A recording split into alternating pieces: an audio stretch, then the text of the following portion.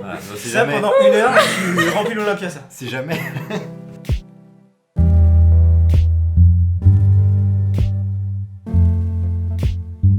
Bien bonjour. Ici Mélissa Brézé et vous écoutez et ou regardez le dernier épisode de la saison de Donne ta patte.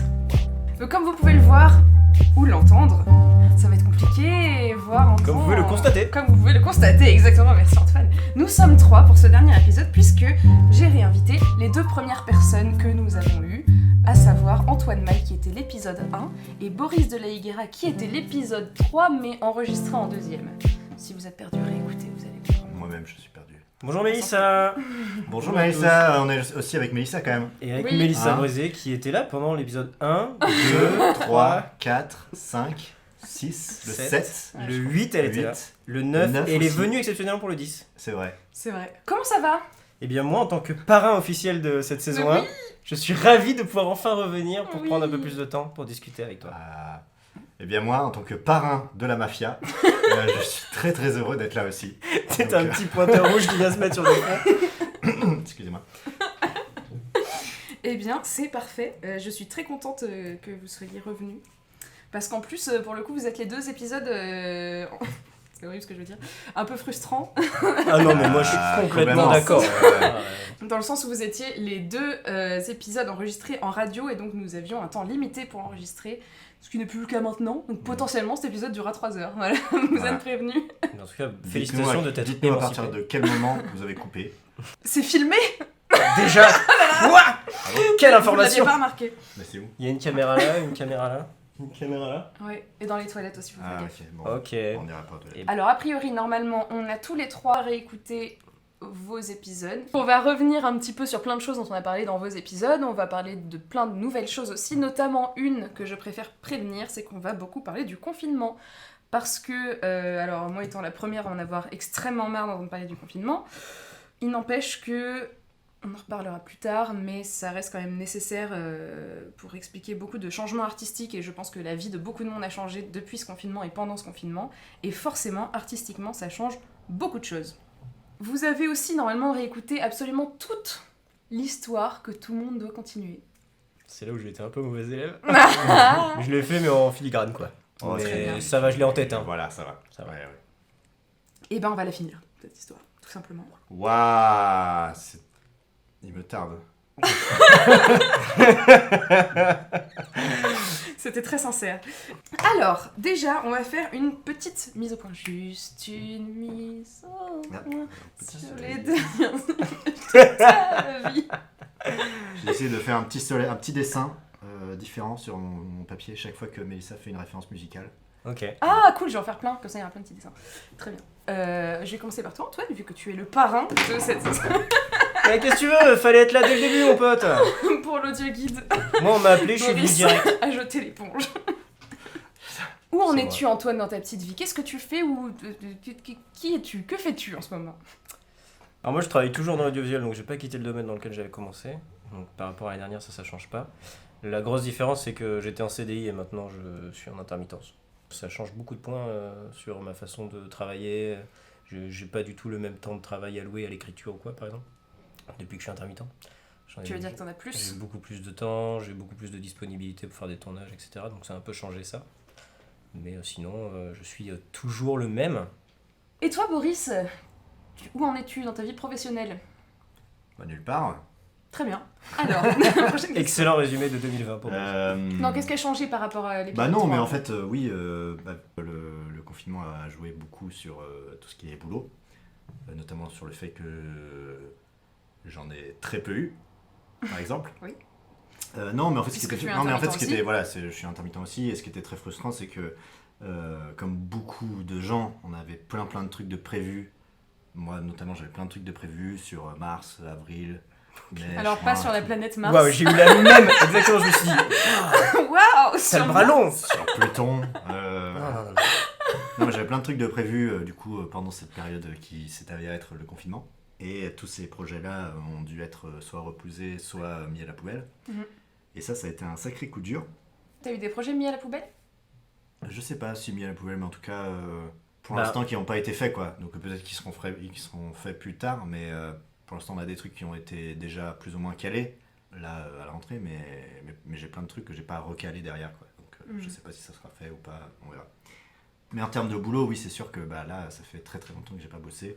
Bon, là, j'ai de la chance parce que je reviens tout juste d'une résidence de théâtre d'une semaine, donc ça m'a fait du bien de me T'as eu le remettre un doublage peu. aussi entre-temps. J'ai eu un peu de doublage, ouais, carrément. Mais voilà, mais c'est vrai que c'était pas. C'était vraiment très peu de boulot comparé à ce que je fais habituellement, quoi. Il y a une autre raison pour laquelle je vous invite ici en même temps tous les deux, pas seulement parce que vous étiez mes 2 premiers invités, mais Parce qu'on aussi est les parce que... préférés. Bah, Prends ça, Anthony Lopez. de toute manière, vous faites partie de mes personnes préférées sur Terre, donc ça, y a pas de... La question ne se pose pas. Je suis touché. C'est mignon. Je vais faire un petit Euh... dessin. Oh. Plus qu'un concept autour des dessins, c'est vrai. J'ai envie de dessiner, je dessine. C'est aussi parce que vous avez créé, il y a peu de temps, un podcast tous les deux qui s'appelle Premier Jet, sur lequel on reviendra un petit peu plus tard. avec toi. Mais oui. Vous me dites si je me trompe, mais un podcast qui consiste à écrire un scénario en un court temps, a priori 1 heure, 1 heure et demie max, qui soit un scénario qui n'a pas vocation à être tourné, qui soit juste pour s'amuser. C'est même pas un scénario, c'est vraiment le premier jet d'un synopsis C'est vrai, long. voilà. Donc Oui. c'est l'histoire, quoi. On invente une histoire qui pourrait Ouais, être un film. Avec plein de défauts et tout ce qui Ah s'ensuit. ouais, énormément de défauts. Voilà. Et on tire 3 contraintes pour nous guider sur ce qu'on doit faire. Voilà, pour nous lancer un peu. On reviendra là-dessus, mais il y aura évidemment les liens dans la description C'est pour très, ce très, podcast. c'est Allez très, très l'écouter, jeune il comme est- podcast. C'est très jeune, mais c'est Il très y a bien. 4 épisodes, je crois. Je vais faire plusieurs références aux épisodes qui sont passés, donc le 1 et le 3. Donc si vous ne les avez pas écoutés, je vous conseille d'aller les écouter. Sinon, vous risquez d'être un peu perdu parce que je pense pas qu'il soit nécessaire de tout réexpliquer à chaque fois, sinon on va perdre beaucoup de temps déjà, Ouais, ça non, va être un c'est épisode sûr. très très long. Donc dans le premier épisode, on parlait beaucoup de tes courts-métrages, En même temps, je fais que ça. de ceux que tu as écrits et réalisés. On va pas parler de mes concerts ou ma poterie, quoi. Non mais on aurait pu parler de montage ou de plein d'autres choses. Yes. Là, je parle de toi en tant que réalisateur et scénariste. C'est lasagne aussi. Hein. C'est vrai que tu Il y a un fais chapitre des là-dessus. très bonnes lasagnes. Voilà, chapitre clos. C'était mon chapitre préféré. On a notamment parlé d'un court-métrage qui s'appelle Zèbre, Mhm. dont tu n'as pas beaucoup parlé parce que c'était un point où on était un peu en mode non, enfin on en parlera plus tard parce que pour l'instant trop tôt. Ouais, exactement, j'ai bien fait. Où est-ce que t'en es? Bah, j'ai bien fait parce que là, par exemple, sur mes notes, il y a écrit le zèbre avorté. Avorté? Ah ouais? Non, il est écrit. Je suis en train de voir avec des gens qui me relisent un peu pour voir dans quelle direction je peux le simplifier. Parce qu'il est infaisable, tel quel. Et je suis déjà en train d'essayer de produire un court-métrage depuis quelques temps. Et clairement, je vais pas me lancer dans la tentative de production de 2 courts-métrages, quoi, parce que ce serait n'importe quoi, déjà que j'arrive pas à en faire un. Donc du coup, le zèbre c'est avorté, mais par contre, je l'avais écrit un peu autour d'une actrice avec qui j'avais envie de bosser.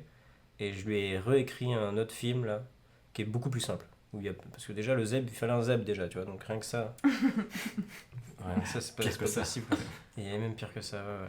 Non, enfin, c'était vraiment une galère à faire. Et moi, je l'avais écrit un peu parce que c'était une histoire qui me plaisait, etc. Plus que pour vraiment imaginer le faire. Alors que là, le dernier que j'ai écrit, je l'ai écrit pour le faire. Et donc, je l'ai simplifié. Et je l'ai écrit de la même manière que j'écris tous mes films, mais je l'ai simplifié en termes de décor, en termes de réalisation et tout, pour pouvoir le faire. Donc, du coup, c'est un peu mon substitut au zèbre, même si c'est pas du tout la même histoire, pas du tout machin, tout. Le zèbre est encore d'actualité dans ma tête et c'est un projet que je laisse pas tomber, qui va être en réécriture bientôt et tout ça.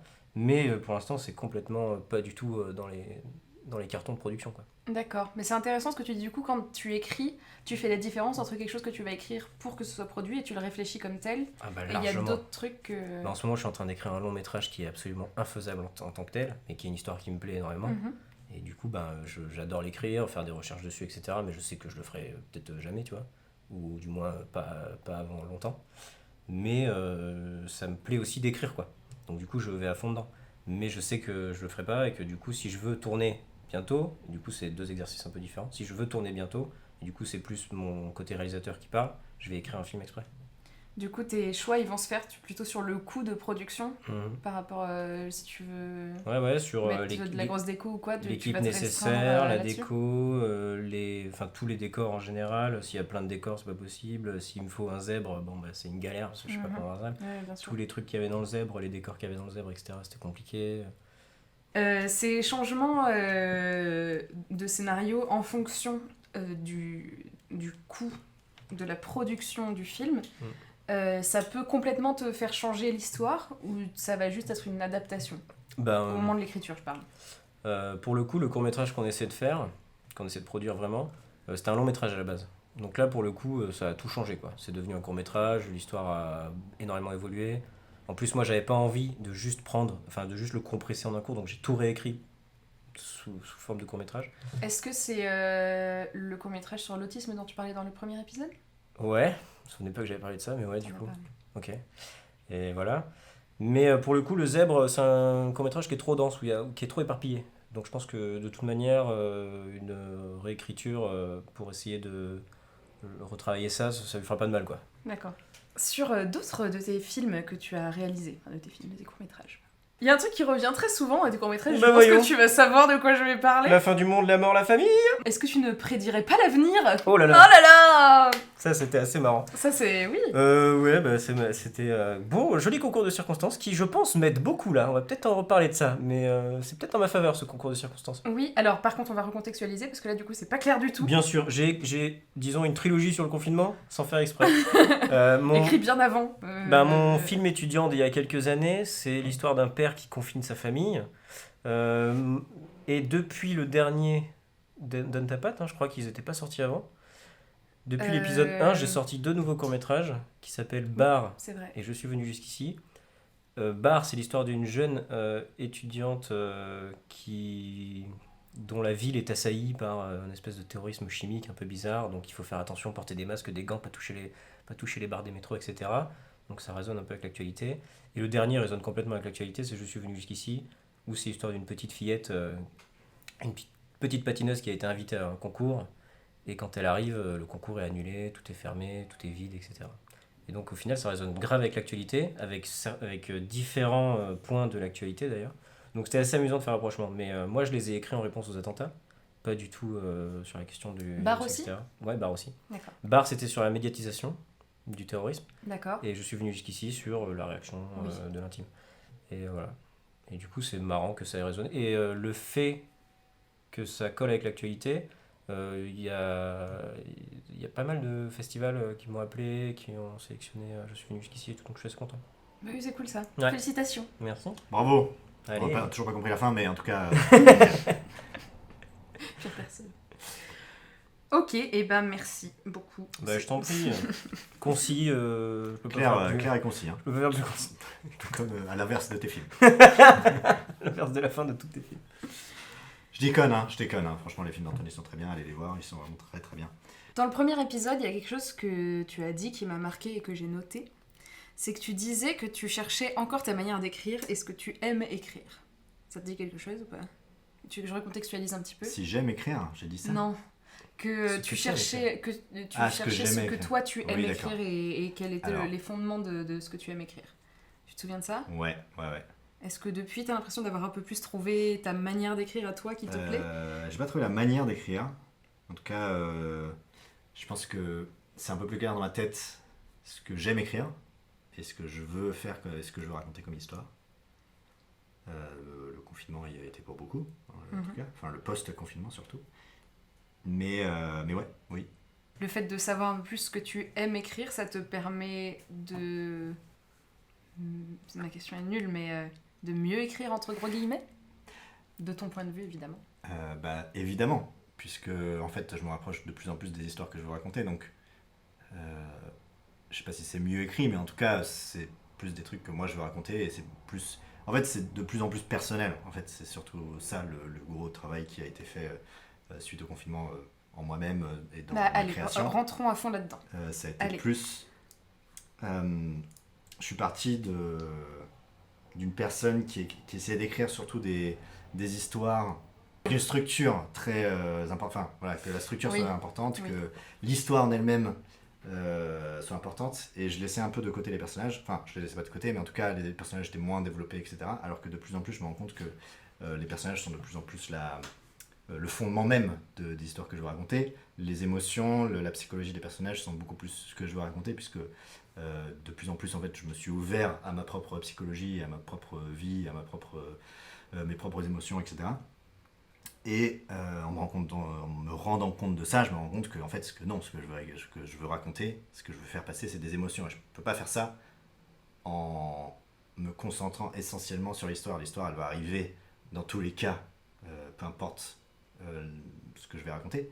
Mais ce qui va être important, ça va être les personnages et leurs émotions et ce qu'ils veulent vivre. Voilà, je sais pas si c'est très clair. Si, c'est très clair. Mais voilà.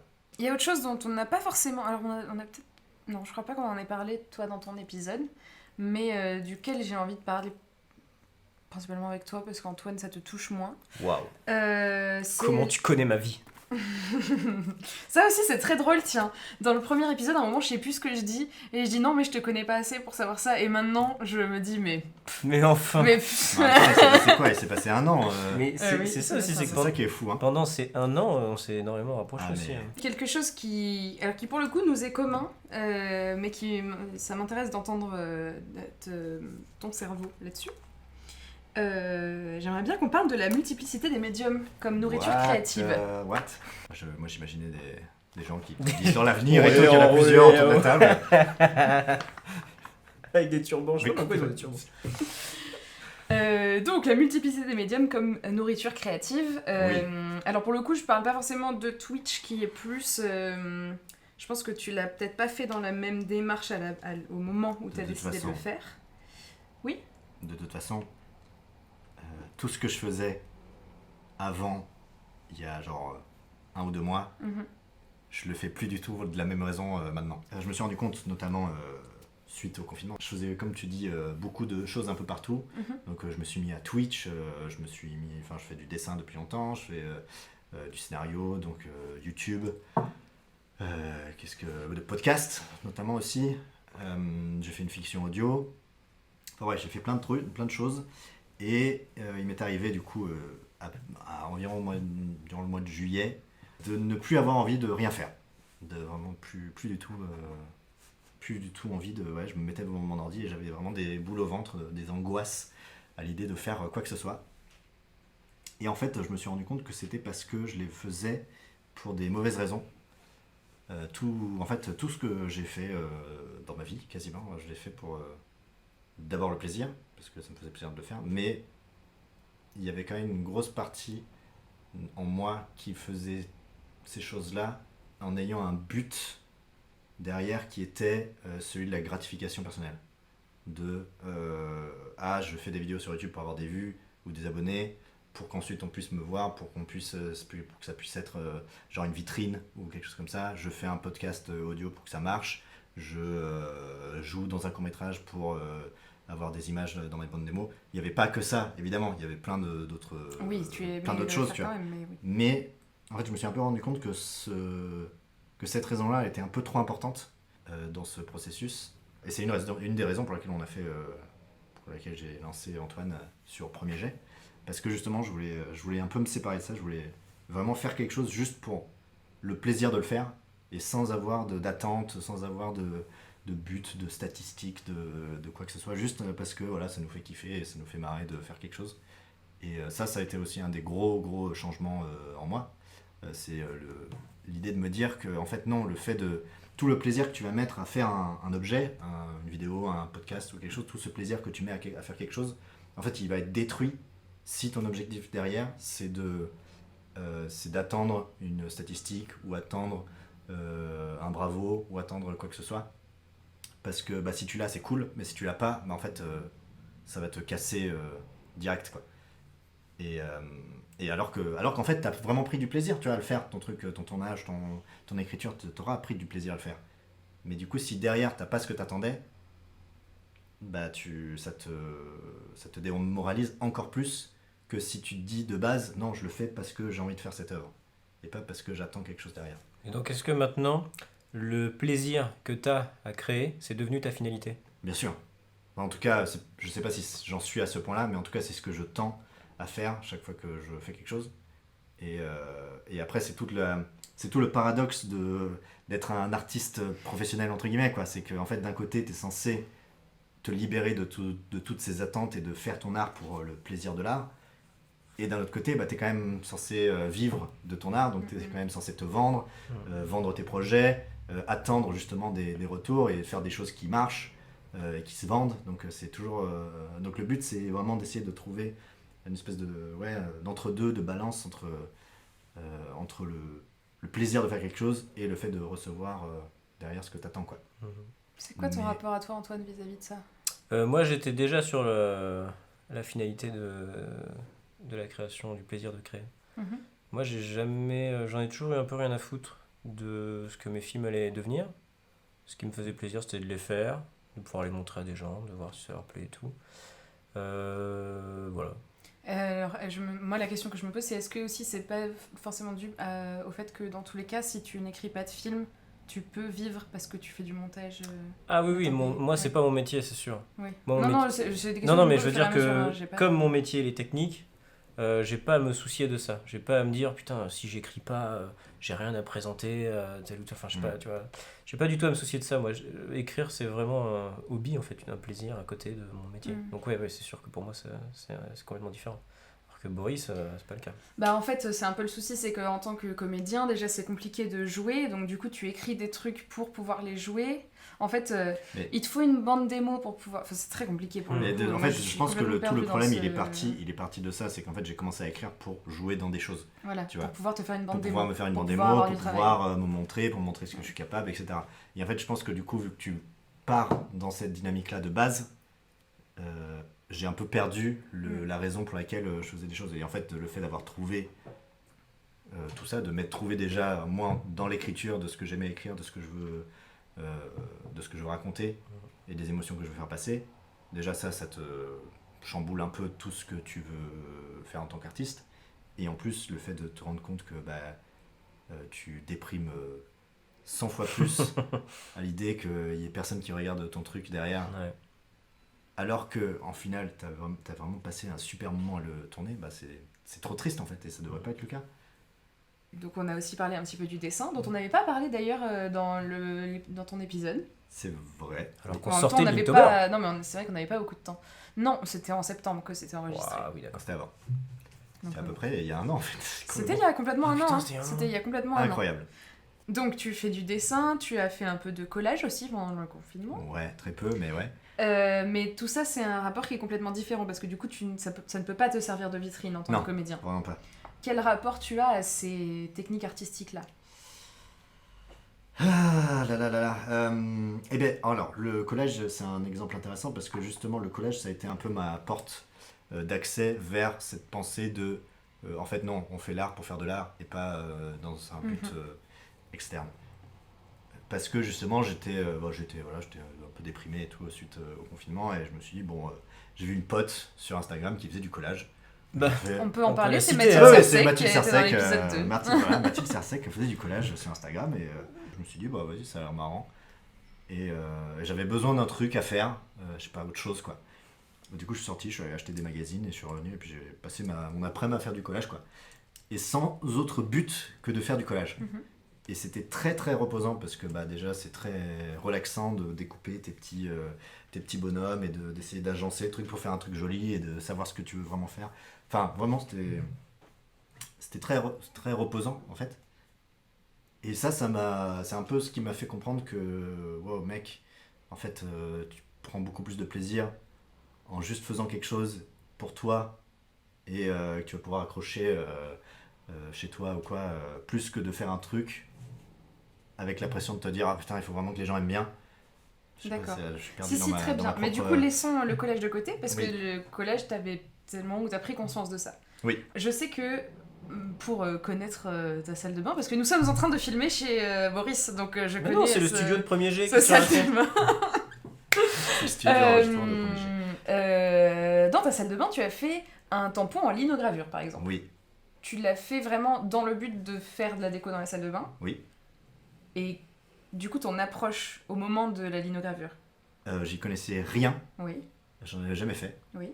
Un peu comme Céline, c'était un peu le même rapport à ça en fait. Je voulais faire Pardon, je recontextualise. Céline, épisode 10, l'épisode qui était juste avant. où elle parle justement de son approche à la linogravure. Moi c'était la même chose.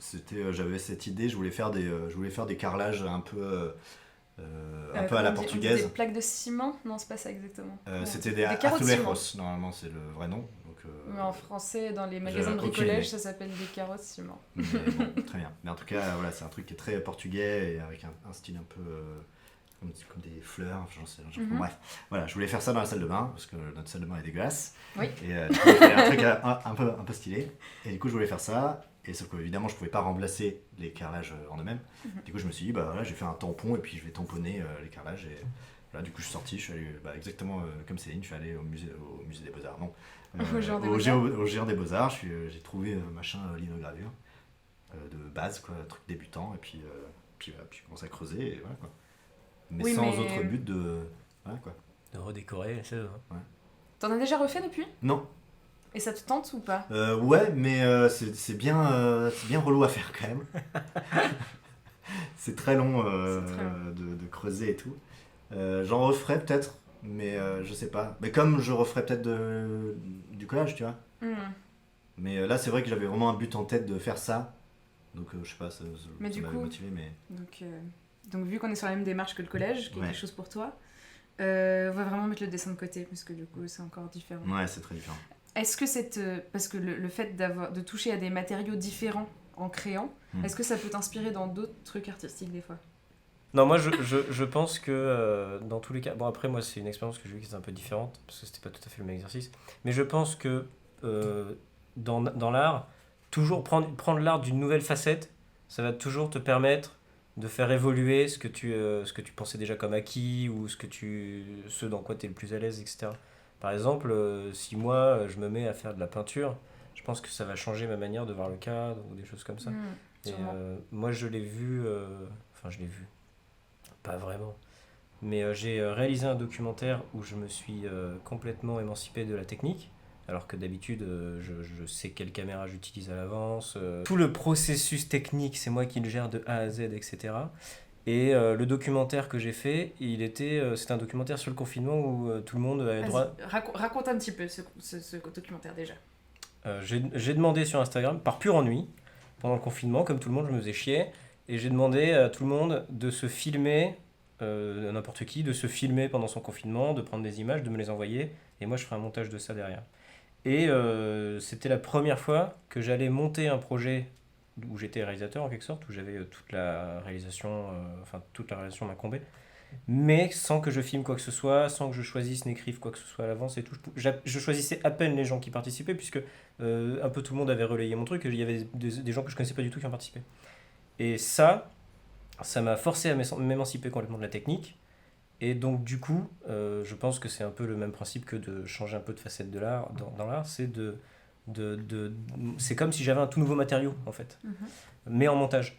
Et du coup, ça m'a complètement fait changer d'avis sur ma façon de voir la technique dans mes films et la place de l'acteur, etc. C'est intéressant ça. Mhm. Que ça t'ait- Ah bah ça m'a... Quand j'ai avorté le zèbre et que j'ai choisi Oui. d'écrire un nouveau film pour cette Oui. fameuse actrice, je suis parti de ce principe-là, de me dire je laisse complètement tomber la technique et j'ai juste envie de parler avec mes acteurs. D'accord. Et voilà. Bah oui. Mais ouais. Penses-tu? Non, mais carrément, oui, ça change tout. C'est Voilà. très Et je intéressant. pense que ça, ce qui m'est arrivé là avec cette histoire de montage et de nouveaux matériaux en quelque sorte, moi c'est un chamboulement pour moi parce que j'étais un peu frigide sur la technique, etc. Mais je pense que c'est un peu la même chose. Frigide Barjot. Rigide, j'ai dit non, j'ai dit frigide. Le vrai Attends, terme mais était ça, ça. rigide. Bref, j'étais un peu rigide sur la technique, etc. Ça m'a complètement émancipé de ça. Et maintenant, j'ai envie de tourner à l'iPhone, tu vois, j'en ai rien à foutre.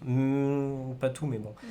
Et, mais bref, tout ça pour dire que je pense que si je me mettais à la sculpture ou à la peinture ou quoi, pareil, ça m'émanciperait sur le matériau et ça me ferait voir des nouvelles perspectives qui me donneraient envie dans l'art où je suis le plus à l'aise ou lequel je développe un peu plus moi-même, d'évoluer dedans, quoi. De le changer, d'aller vers ces nouvelles choses que j'ai découvertes, ces nouveaux sentiments, ces nouvelles sensations que m'ont apporté telle ou telle facette de l'art que j'essaye pour les ramener à un truc où je suis plus confortable et évoluer là-dedans, quoi. Mais Très du coup, intéressant. c'était Mais non, une mais question du coup, pour toi, Boris. Mais non, mais c'est très bien du coup. T'es sorti. Non, mais T'es sorti des ronces, C'est maintenant tu intéressant ce que tu dis. On pourra mettre tes petits dessins en show notes. Pourquoi une carotte? Voilà, comme ça te fait chier. Moi, je pense que de toute façon, tous les arts Complète. sont liés, tu vois. Moi j'avais tous les arts, genre le roi des lézards qui était là dans les arts. Tous les arts. Tous les arts nés avec une queue peut-être potentiellement arrachée. Voilà, j'avais Le ça. reste de son corps. J'avais ça en tête, il avait une vieille barbe de lézard et tout. Je dessinerai un lézard tout à Ah l'heure. oui, Non, mais tous les arts sont. J'entends que ça. Oui, maintenant. moi aussi. mais en fait, c'est juste une question de sensation là. De Donc, saucisson. de sensation. Le lard. Ce podcast, c'est des lézards et du saucisson. Non, mais je pense que les arts, c'est toujours la même question de sensation, de sentiments, etc. Mais oui. Donc, du coup, c'est- ton médium, il va juste te faire évoluer ta façon.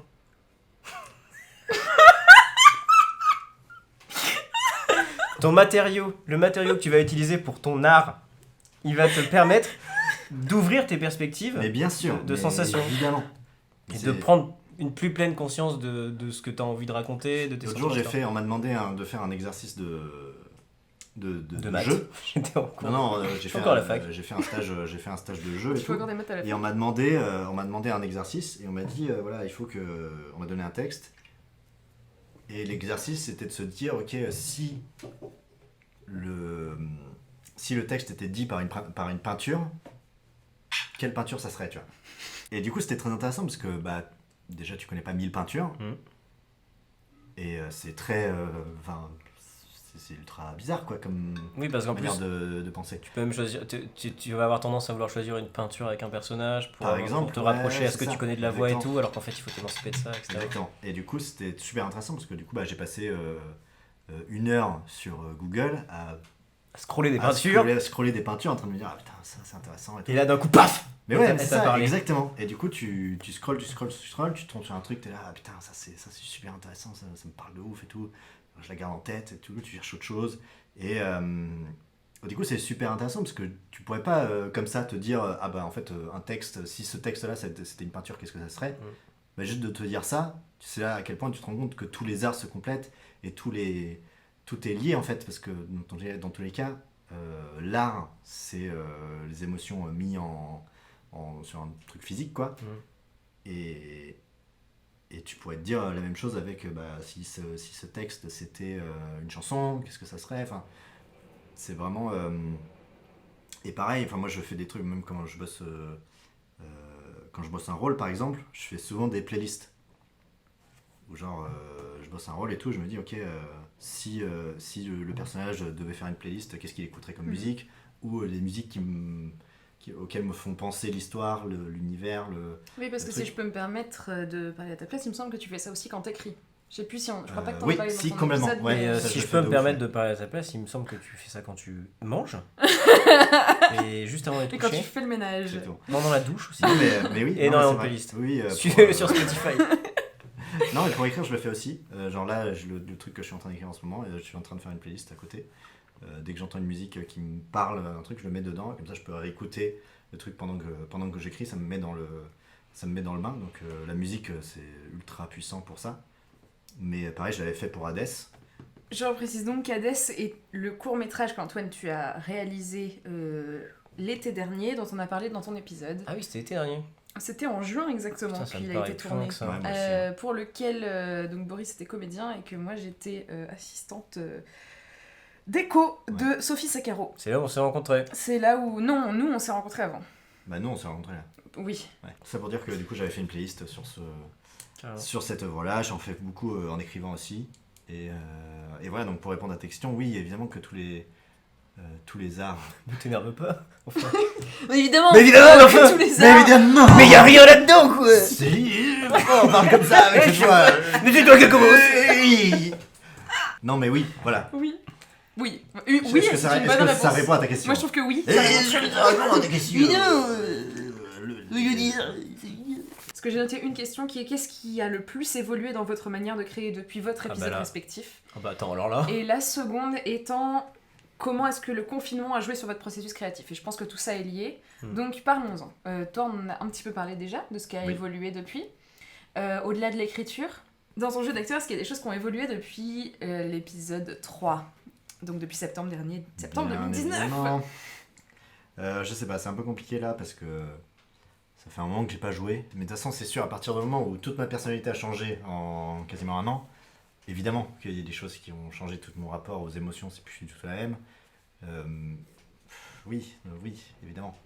Mais le problème, c'est que là, ça fait un moment que j'ai pas pu le mettre en pratique, vraiment. À part là, vraiment c'était une semaine de résidence, mais c'était plus une approche de texte et plus, enfin voilà. C'est oui, mais j'ai envie de vraiment mettre tout ça un peu en pratique et voir vraiment à quel point ça a évolué. Je sais que l'écriture, oui, parce que j'ai pu le faire, j'ai pu le mettre en pratique, mais le jeu, j'ai pas eu vraiment d'occasion de jeu depuis.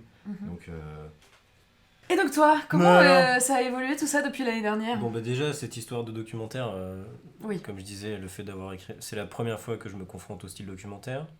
C'est faux. Bon, bref. C'est la première fois que je réalise un documentaire de 52 minutes tout seul. C'est la première fois que je reçois des images que j'ai pas tournées moi-même. C'est la première fois... Enfin bon, bref, c'est une première fois pour beaucoup de choses et ça a complètement chamboulé ma façon de voir l'écriture, etc. En fait, il a toujours été en constante évolution vers du mieux. Donc là, je suis content de. Plutôt positif. Je suis content de l'évolution que j'ai eue en écriture parce que je me suis bouffé quelques bouquins de théorie qui m'ont permis de mettre des mots sur des concepts, etc. que j'essayais de capter. Donc là, donc ça c'est cool. Et moi, sur quoi je dois me concentrer, c'est qu'est-ce que je veux que mes dialogues racontent et comment mon histoire évolue grâce aux dialogues, etc. Et comment les dialogues sont un outil de mise en scène et pas un outil d'évolution du scénario. J'ai réussi à extérioriser tout ça et du coup je suis assez content de ça. Le dernier court-métrage que j'ai réalisé, le tournage s'est très très mal passé. C'était Bar. Donc je reprécise juste que Bar, donc, est celui dont on parlait tout à l'heure, donc le court-métrage où il y a du terrorisme chimique dans la ville et qu'on doit mettre Enfin, c'est à échelle nationale d'ailleurs, mais dans la ville, oui, non, oui, pour le tout coup, à fait. ça se passe dans une petite ville. Voilà. Et du coup, ce film-là, ça a été une énorme frustration pour moi parce qu'il y a plein d'éléments que je voulais que j'ai pas pu avoir pendant le film, pour le film, etc. Donc au final, je suis très content du résultat, c'est pas du tout le souci, mais par contre, la production a été chaotique et ça m'a pas du tout aidé à me relancer dans une autre production. Et du coup, je suis parti de la fiction et je me suis dit, je vais faire des trucs tout seul maintenant, pas me faire chier avec des techniciens qui veulent pas venir. Du coup, j'ai une bande de potes qui ont un groupe de musique qui s'appelle Néon. Oui. Écoutez les musiques, c'est très bien, allez voir dans les descriptions, il y a un lien. Et ils m'ont demandé de leur faire un clip parce que on est super potes et qu'ils aiment bien mon travail, j'adore ce qu'ils font et j'utilise leur musique. Bar se termine sur un de leurs sons par exemple. Et je leur ai fait un clip et j'ai fait tout seul. Je suis arrivé avec ma caméra, on a pris des images et puis après c'était beaucoup du montage, des effets, tout ça, mais j'ai fait tout seul. Et j'ai trop kiffé, j'étais trop content de pouvoir prendre ma caméra à l'ancienne et aller faire mes petits trucs tout seul, machin. Et ça m'a trop donné envie de faire que ça.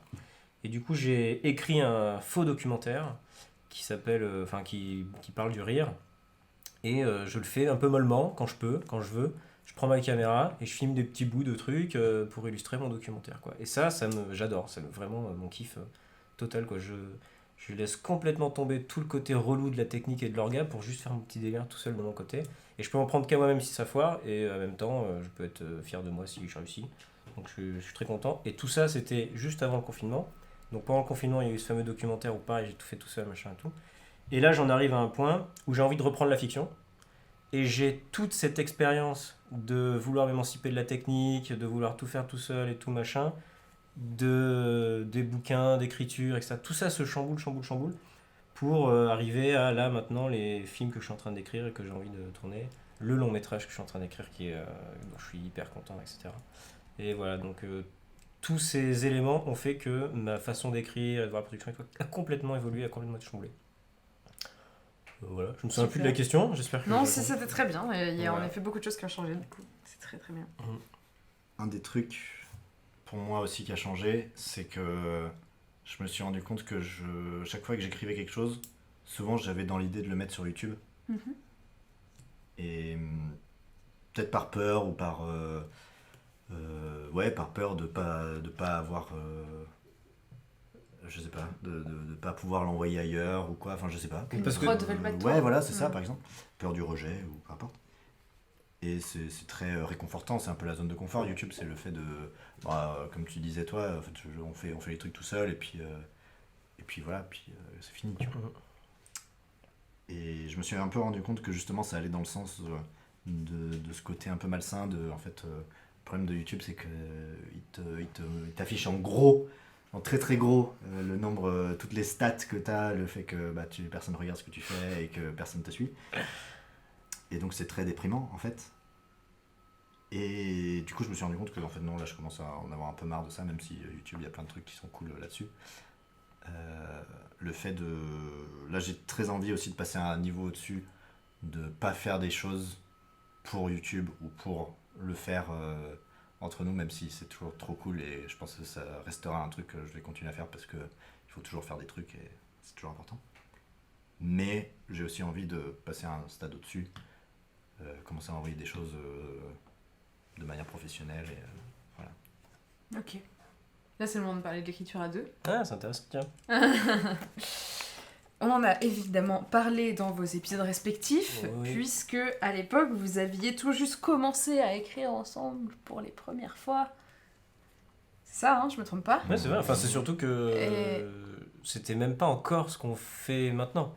Ouais, C'était encore, juste oui, vraiment encore un peu de différemment. réécriture sur des C'était- Boris et des ouais, Beto. puis même et encore, c'était... Il y avait juste eu du coup le moment où tu parlais de trucs que vous aviez écrits, vous deviez mettre 20 minutes et qu'en fait vous aviez passé 3 heures. Ouais, ça c'est vrai, je m'en C'était souviens. Aujourd'hui, il y a beaucoup plus de choses que vous avez commencé à écrire ensemble. On va revenir un peu plus dans les détails là-dessus aussi. Mhm. Mais il y a quelque chose qui est très... Enfin, moi qui m'a un peu mis la puce à l'oreille en réécoutant vos 2 épisodes hier soir. C'est que vous dites tous les deux, à des moments différents, on n'est pas en train de parler de la même chose, on n'est pas exactement dans le même contexte, mais vous dites tous les deux la même chose, c'est qu'il y a un truc qui vous énerve, c'est quand vous regardez un film en tant que spectateur, c'est de voir les mathématiques dans le scénario. Putain, ça c'est hyper intéressant qu'on aborde ça. Oui.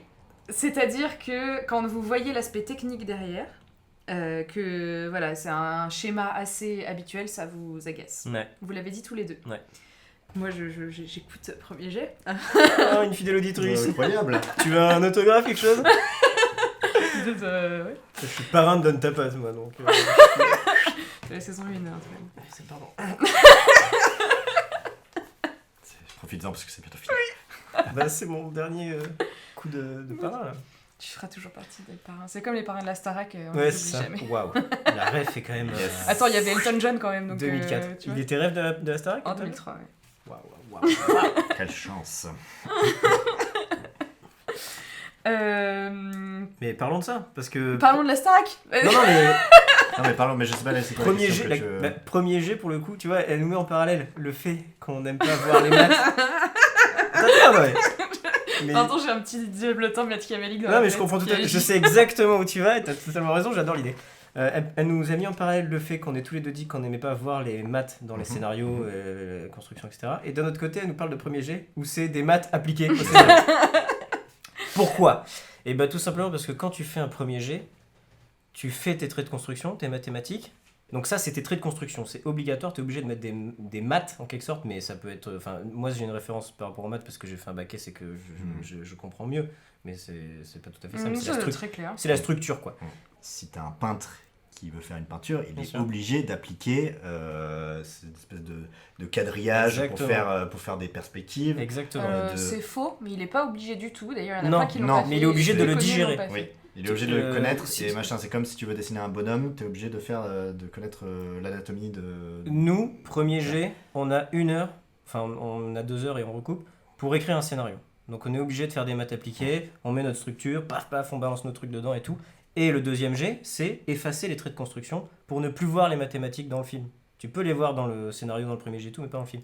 Et j'irai plus loin en disant que premier G, c'est pas du tout la façon dont j'écris en général. Parce que je pars pas du tout de 3 contraintes Oui. et d'un genre et tout. Je pars d'une émotion ou d'un personnage ou d'un concept que je vais aller éclater, etc.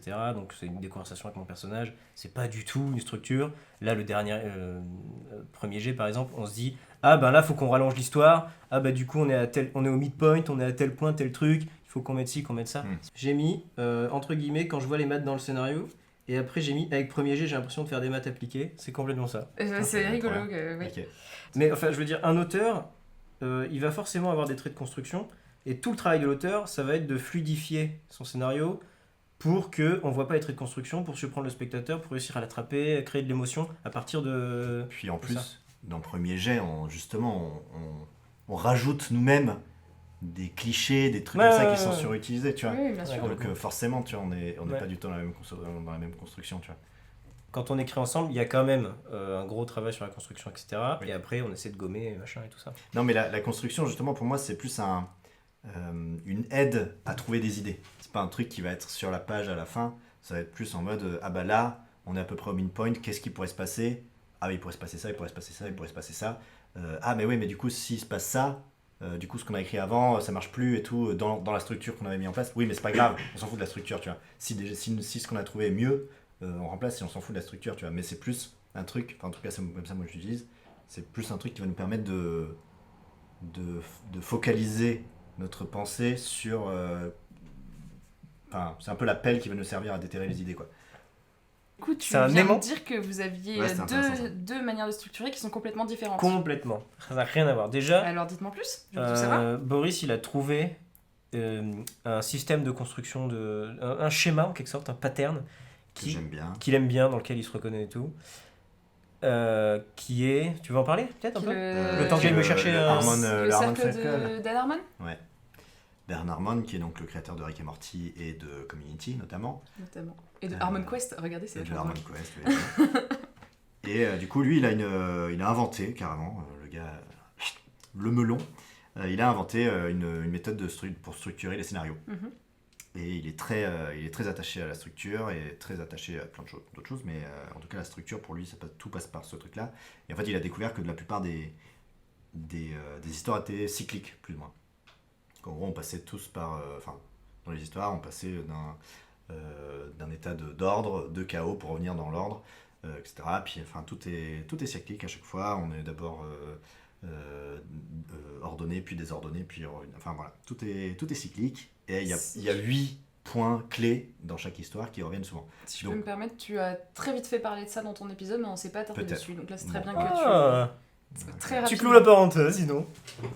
C'est un cycle. Tu vois, Donc, c'était un cycle. C'est bien, c'est Ouais. bien. Et du coup, j'ai découvert ça et en fait, j'ai trouvé ça très chouette comme outil justement pour utiliser, comme ce que je disais,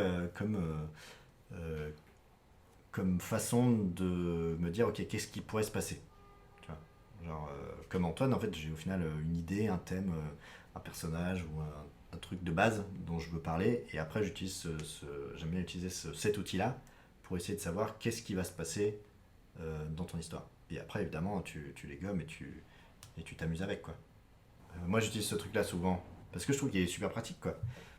Et que pour te faire vraiment une idée dès le début de où tu peux aller, c'est super chouette, quoi. Et c'est très visuel aussi. Et c'est très visuel et c'est très...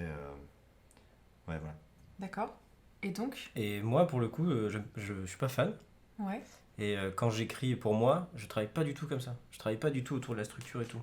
Je travaille vraiment juste, je prends un personnage, je prends tous les aspects du personnage que j'ai. Par exemple, bah là, c'est une maman, elle est alcoolique, elle aime pas son mari, ça fait déjà 3 aspects. Je les prends, je brainstorm tout ce qui est possible, imaginable d'avoir autour de ça. Je prends tous les points qui collent avec mon personnage. Pardon. À chaque fois que le mot brainstorm sort de ta bouche, pour moi, c'est Damien de la Caille. Waouh. Mais vraiment, quand c'est juste ta bouche, Antoine. Tu pouvais pas faire une Pas plus cool. grosse insulte. Moi, je travaille, voilà, je prends mon personnage, je prends tout ce qui est possible imaginable, mon concept, pareil, tous les aspects de mon concept et tout, et je me fais des listes, je me fais des recherches sur tout ça et tout machin, et du coup, j'ai la fin de mon film, je la connais, Mhm. c'est sûr. Boris, c'est beaucoup plus rare. Ouais. Boris, Non, lui, il est en moi, recherche, je il est en- jamais... Ouais, c'est ça. Boris, quand il se lance dans l'écriture de scénario, il est en quête de la fin.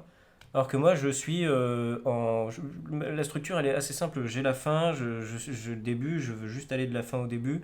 Et je crée toutes les péripéties de mon personnage en fonction de ce que j'ai découvert dans mes recherches sur le personnage. En ce moment, je suis en train d'écrire un long métrage. Oui. Et il y a environ une semaine, j'ai demandé à Antoine de venir, parce que j'étais un peu perdu dans ce que je voulais raconter et la manière, et là où j'allais, justement, parce que j'avais pas trop de faim.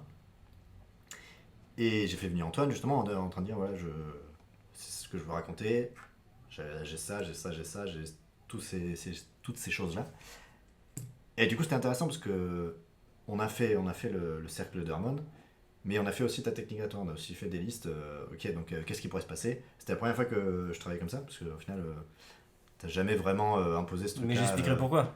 Enfin, j'expliquerai pourquoi. Bah, après. ça m'intéresse, justement. Je sais Bah, pas pourquoi, parce que moi, quand j'écris pas mes films à moi, je me pose sur ta façon de faire. Parce que c'est pas un projet qui est intime à moi et tout. Et par exemple, quand j'écris pour toi, je suis plus. Enfin, quand on écrit ensemble, Ouais. on écrit tes films.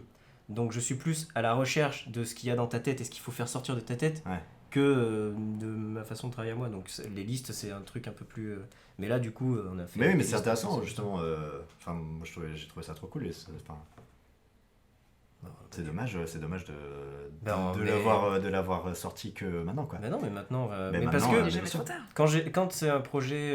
quand c'est un projet un peu lourd comme ça, là, il y avait plein de personnages et Mhm. tout, tu vois, donc c'est intéressant. Ouais, mais complètement. Mais du coup, c'était vraiment intéressant et ça fait ressortir plein de choses. Enfin, du coup, ça a débloqué tout le reste, quoi. Ben, ça, c'est la façon dont on écrit. Parce que, en fait, c'est pas vraiment qu'on écrit ensemble. Parce que sur premier jet, on écrit un peu plus ensemble, en quelque sorte. C'est-à-dire Oui. que c'est pas un projet à toi ou à moi. Oui, oui. Ça sort du nulle part, on s'en fout.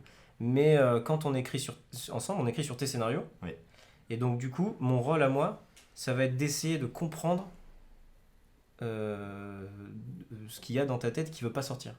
Après, est-ce que, en soi, quand des personnes écrivent ensemble, est-ce que à la base, c'est pas l'idée d'un des deux et pas l'idée des deux en même temps? C'est très rare, en fait, d'écrire comme vous le faites dans le premier jet. Généralement, c'est quelqu'un qui a une idée qui dit putain, j'ai envie d'écrire là-dessus, et son pote lui dit vas-y, on écrit. Mais c'est l'idée d'une personne quand même. Je sais pas, j'ai jamais écrit plusieurs comme ça, autrement. On a déjà fait... j'avais fait un film qui était un film choral, où on était trois à écrire, et chacun écrivait sa partie de son côté, et ça faisait Oui. un film. Ouais, c'est encore différent. C'est tout, ouais, c'est vraiment... Bah, premier jet, c'est vraiment, oui, de toute façon. Oui, mais Vu premier que, jet, vu ouais, que c'est de encore base, un autre on contexte. cherche, Bah oui. on n'a rien. Le premier jet, c'est les plus Non, longues mais idées, c'est ce quoi. que je dis, c'est encore un autre contexte, mais ça n'a pas vocation à être produit. C'est vous qui écrivez Ouais. ensemble, Ouais. justement. C'est le contexte même de l'objet. Mais est-ce que vraiment, dans la vraie vie, on veut faire produire un Bah, film non. Je suis pas sûre que Non, les non, idées bah, viennent bien des sûr. deux en même temps. Ah, j'en sais rien. Tu vois, je pense pas que tu te dises. C'est très drôle parce que justement, donc moi je lis un livre qui s'appelle. Ah oui, c'est Traduire. intéressant ça. Le truc de la comédie musicale. Oui, Et qu'il y a plusieurs personnes qui écrivent sur une comédie musicale. Que chacun Oui. a un rôle différent. oui, C'est mais. trop intéressant ça. Oui, bien sûr, mais donc je lis un livre qui est Comment fonctionnent les comédies musicales et comment écrire la sienne. Et donc ça m'a fait un petit peu bizarre en commençant le livre et j'ai trouvé ça très intéressant parce que l'auteur, dont j'ai oublié le nom, Julian Woodford, quelque chose comme ça. Très très oublié comme nom. Non, je suis pas Julian sûre. Ogood, enfin, je Je dis suis quand même pas oublié. sûre que ce soit ça du tout. Je fais au pif, mais dit donc voilà, si vous voulez écrire votre comédie musicale, faites comme ça. Mais il part aussi du principe qu'il est possible que des personnes se soient rejointes en se disant tiens, si on écrivait une comédie musicale, et il s'assoit et il commence à réfléchir à ce que chacun veut et ce que chacun ne veut pas dans une. Enfin, il y a des techniques très intéressantes.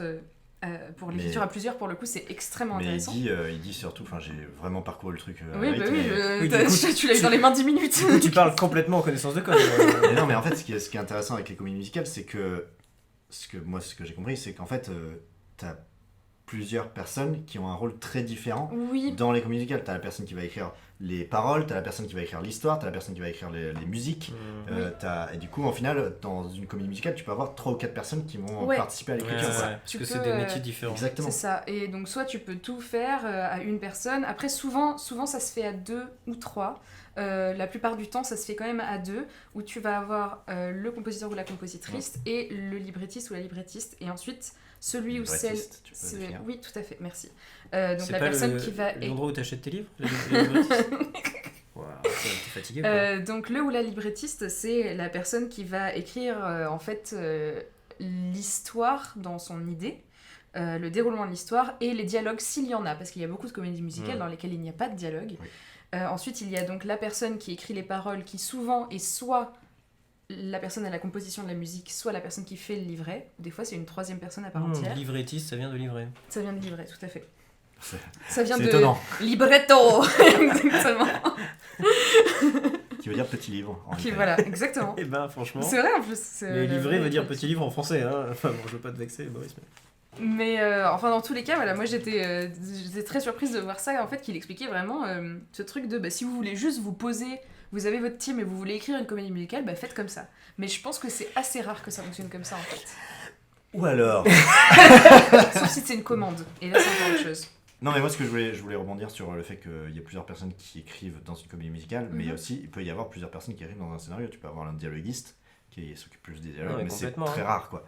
Surtout en France. en tout Mais cas. tu peux avoir deux personnes qui écrivent au même titre un scénario. Je Bien pense. sûr, bah, tu regardes les frères Cohen. C'est juste. Ouais, je pense à Toledo No Cash, mais je suis pas sûr qu'ils bossent comme ça. Je sais pas en fait. Je sais pas. J'ai peur Ou, de parler pour des gens que je connais pas.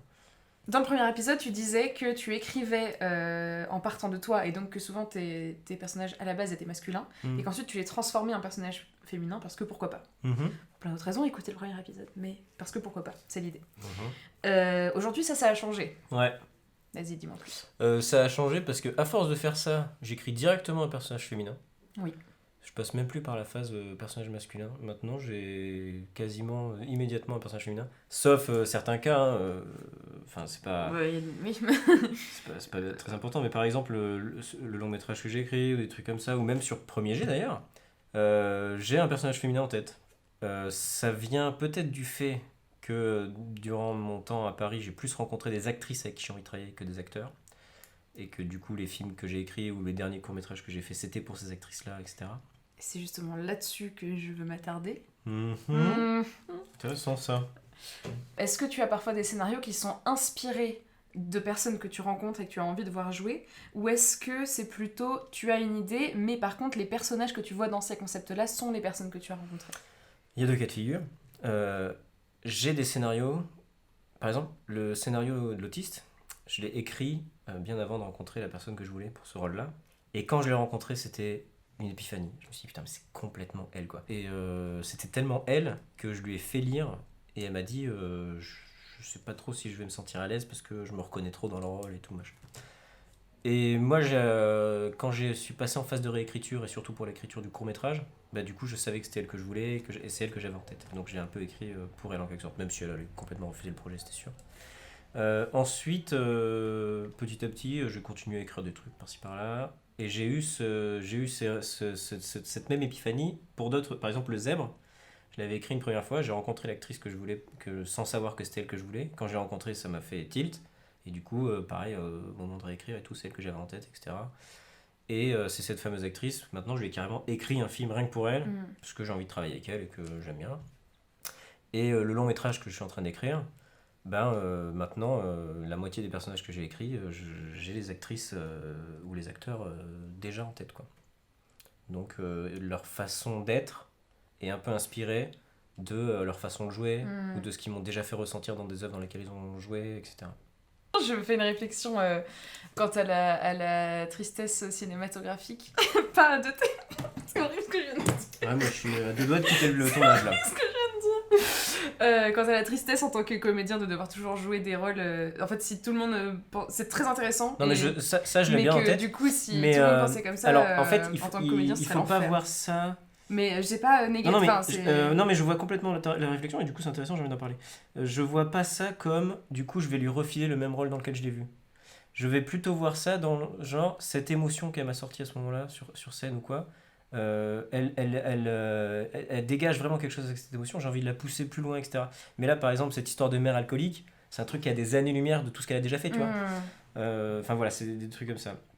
Donc moi, quand je dis qu'elles m'inspirent dans ce qu'elles ont fait, etc., c'est aussi peut-être je suis inspiré par prendre le contre-pied de ce qu'elle a déjà fait, ou des trucs comme ça. Ça veut pas dire que, du coup, j'ai envie de lui faire faire le même. T'as envie de travailler avec cette personne. Oui, complètement, c'est ça. Oui, d'accord. Voilà. Très bien. Il y avait des choses que je vous avais demandé de faire pour cet épisode. Oh putain. Voilà.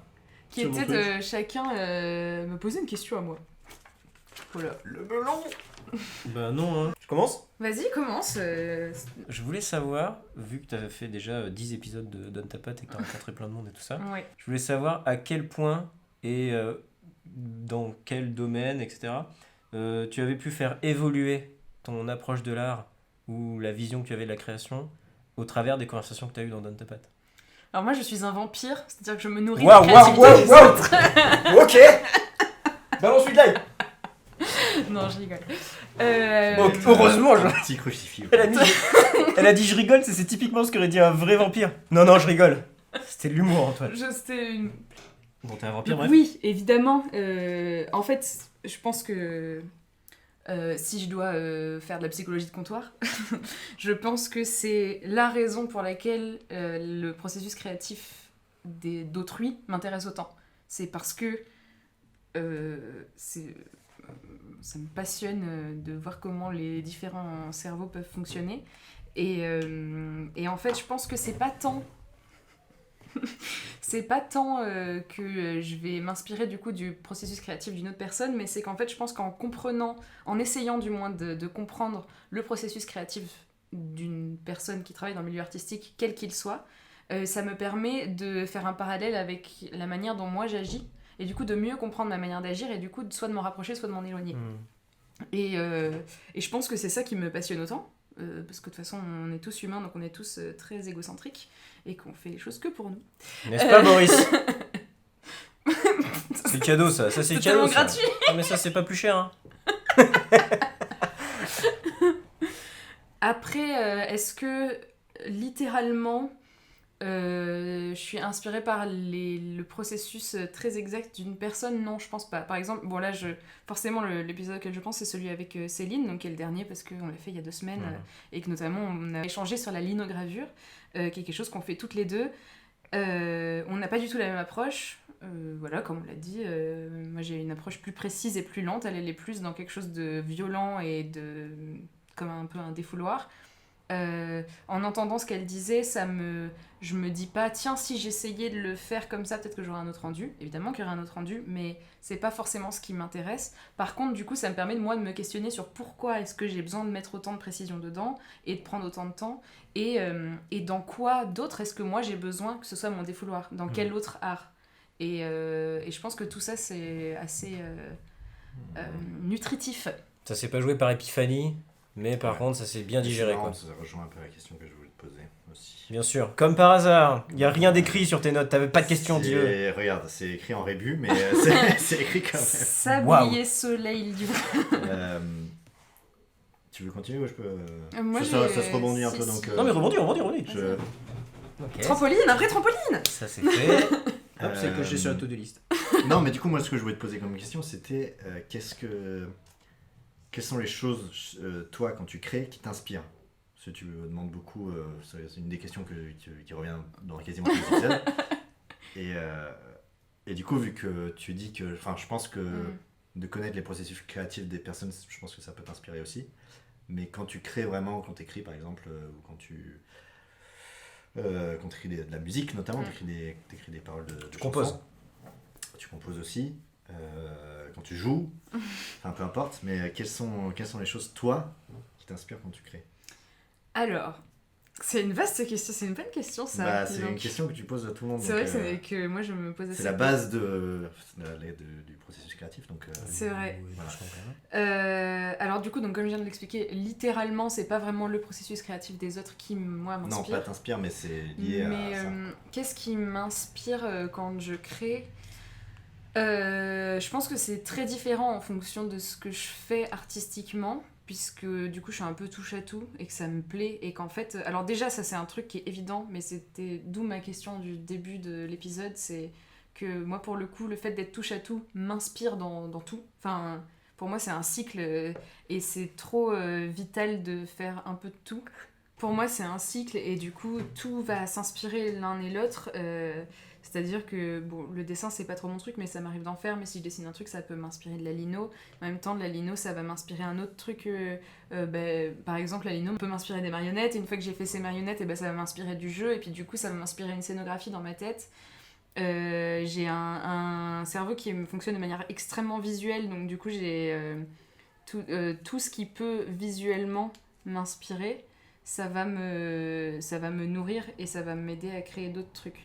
Après, en fonction de chaque truc, tu vois, là tu me parles du jeu et de comment je compose et de comment j'écris des chansons, et ben là pour le coup c'est 3 trucs inspirants qui sont extrêmement différents, parce que ce qui est le plus simple entre gros guillemets pour moi, c'est d'écrire des chansons, parce que je pars de moi en fait, je pars de mes émotions du moment et de qu'est-ce que moi j'ai envie de dire, et après juste je réfléchis en rime et puis voilà, enfin mais à chaque fois que je vois que quand j'écris la chanson, je commence à m'éloigner de ce que je voulais dire, je me ressente sur l'émotion sur laquelle j'étais, et j'essaie de me replonger dans ce truc-là et de toucher en fait qu'est-ce qui en moi alors putain, pardon, mais du coup ça me fait vas-y, hein. On mais sent que t'avais besoin de cette question.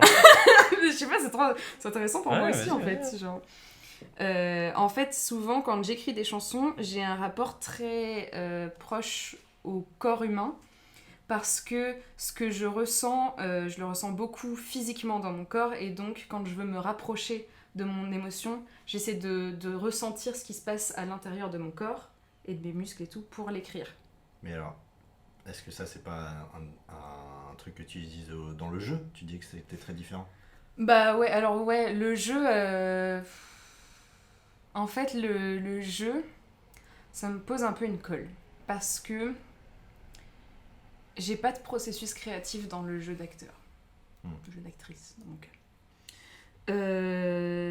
Parce que je ne crée pas dans le jeu d'actrice. J'essaye de savoir où est-ce que moi ça me touche et de sortir ça. Mais j'ai pas l'impression de créer.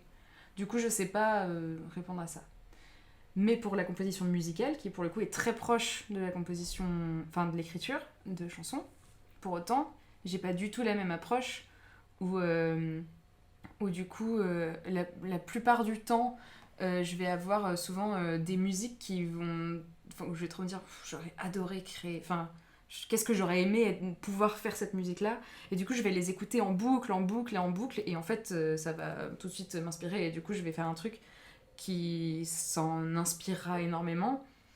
Et des fois, si je veux juste en faire ressortir une émotion... des fois aussi quand j'écris j'ai tout de suite un clip en tête et du coup je me dis donc si je veux que dans le clip il se passe ça notamment au niveau du corps et qu'il y ait de la danse ou quoi je vais faire ce rythme là avec tels instruments et voilà, mais du coup c'est très relatif à ce que c'est voilà. Si on parle de couture je vais me dire tiens qu'est-ce que j'ai envie de porter je vais trop faire le truc mais du coup c'est encore un autre truc, Ouais, mais c'est du coup, encore différent. ton inspiration elle sort pas de qu'est-ce que t'as envie de porter, tu vois. C'est genre... Bah, elle part toujours d'une émotion, quoi. Oui, voilà, mais c'est ça. Mais c'est genre, ah, ça c'est joli. Ouais, Enfin, voilà. oui sûrement. Et du coup, tu le retrouves un peu dans ton jeu d'actrice, parce que ce que tu dis, c'est que tu vas essayer de travailler En gros, tu dis que tu créais pas parce que tu as l'impression de suivre une direction. Mais du coup, là, ta partie créatrice, ça va être avec l'émotion que tu vas y apporter, et du coup, ça part encore de l'émotion, peut-être, toi, non? Ouais, non mais si ça prend sens, ouais, de ouf. C'est pas parce que t'es dirigé que tu crées pas, je pense. Non. Et d'ailleurs, c'est... Ah non, j'en reviens à c'est pas ce que l'écriture, je veux dire. à l'écriture à plusieurs. C'est pas parce que c'est toi qui dirige l'écriture que je crée pas dans l'écriture. Oui, Ah surtout oui, non, mais que c'est je me certain. sens pas dirigé. Enfin, je me sens pas directeur de l'écriture, quoi. Oui, mais tu bon, vois. bref. Mais parce que tu dis que t'as pas l'impression de créer quand t'es actrice. Oui. t'as pas l'impression Actrice d'être ou comédienne, ou les technicienne, deux. quoi, en Les fait, deux, c'est ça. pareil. T'as l'impression d'être plus technicienne qu'artiste. C'est pas ça, c'est que je vais pas utiliser quelque chose d'externe pour m'inspirer. Je vais m'utiliser moi-même. Je pense que c'est en ça que je fais la différence. De l'art. Ah, c'est carrément Mais ça. créer. je dis pas. Ah, c'est carrément ça. L'art, c'est se foutre non, à mais, poil mais je dis Oula, pas oula. que c'est- Oui, non mais si, je suis d'accord. Allez. Doucement, Bah, doucement. si, Non, mais mais ta les question- enfants, j'écris, tu le sais en plus. Oui, c'est vrai, c'est Euh. toujours le moment le gênant, avec le beurre et tout. Bah. Ta question de base c'était qu'est-ce qui t'inspire quand tu crées. Ouais. Et du coup, je sais pas dire ce qui m'inspire à ce Ah. moment-là parce que je crée de ce que je suis. Alors que d'accord. sur les autres trucs, je prends des inspirations extérieures. Ah oui, donc c'est pas que t'as... Du coup, c'est complètement l'inverse. Tu t'as dit, j'ai pas l'impression de créer, mais en fait, t'as pas l'impression de t'inspirer pour créer. Quand tu joues. C'est un truc qui vient vraiment de toi. Et ouais, et en Ouais. même temps, sûrement que si, inconsciemment, que tu Bah, t'inspires de toute forcément de ce que manière, t'as déjà vu, tu vois, enfin, tout l'acquis n'est pas négligeable Ouais, dans l'art. Hein, bien sûr. ouais. C'est intéressant. c'est vrai que c'est intéressant. Mm. T'aurais dû faire ça à chaque J'avoue. podcast. Ouais, genre interviewer des gens au sujet de leur processus créatif. Ouais, par vraiment, exemple. j'aurais dû faire ça. Tu devrais faire une émission, par exemple, c'est le parrain qui t'interviewe. Enfin bon, je propose ça comme ça, mais Comment ça? voilà, c'est pas du tout pour revenir dans l'émission que je... Tu veux qu'on fasse un petit bonus, Antoine? Donne ta patte 11 avec Mélissa Brézé. Animé par Antoine Maille. Il est temps de finir l'histoire que tout le monde doit Waouh. continuer. Donc l'histoire que tout le monde doit continuer, si jamais c'est la première fois que vous entendez un épisode de Donne ta patte ou que vous le voyez, alors le voyez, oui, c'est forcément la première fois, que vous l'entendez, pas forcément. Mais si c'est le cas, Et ben vous êtes... vous êtes dans la merde. Rattrapez votre retard. L'histoire que tout le monde doit continuer, c'est donc une histoire qui a été commencée par Antoine Maille, ici présent. La boucle est Dans le bouclée. premier épisode. Commencez Bah oui. par Antoine Maille, quoi. Dans le premier épisode.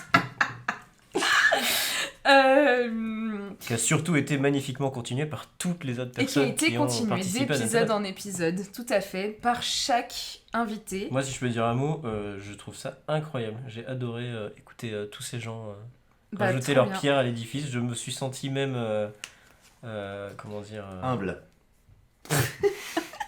Non, frileux, j'avais un peu froid à ce moment-là. Non, mais enfin, je trouve ça trop cool. Ils sont partis hyper loin et tout. J'aurais jamais Ouais. cru qu'on serait Ouais. parti aussi Ouais, loin. mais quoi. moi non plus. Hein, Donc je suis trop franchement, content, je trouve ça génial. Bah trop cool.